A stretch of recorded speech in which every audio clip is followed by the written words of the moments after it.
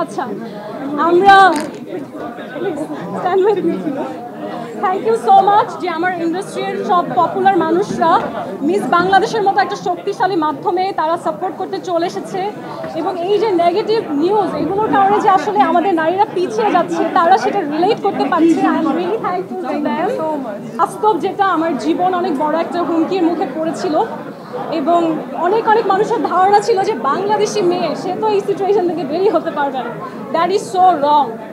No matter who you are, অনেক অনেক শক্তিশালী দেশ, অনেক শক্তিশালী ব্যাকগ্রাউন্ড থাকার প্রয়োজন হয় না। আপনি যদি আপনার সততা, আপনার সত্যের সাথে সাহসের সাথে সামনে আসেন, কথা বলেন, the universe has a system. হ্যাঁ, সৃষ্টিকর্তা আপনাকে সেই শক্তি দেবে যে কোনো শক্তিশালী মানুষের এগেনস্টে নিজের অবস্থান পরিষ্কার করে। আমি মিস বাংলাদেশ ইম্প্যাক্ট ফোরাম করার একটা বড় কারণ হচ্ছে আমাকে নিয়ে সোশ্যাল মিডিয়াতে বলি, গুগলে বলি, কিছু এমন নিউজ রয়েছে যে নিউজগুলো আসলে হওয়া উচিত নয়।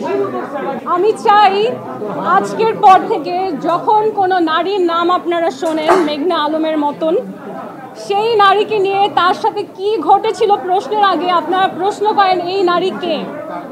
আমাকে নিয়ে আমি অনেক অনেক নিউজ দেখেছি যে একজন আননোন মডেল।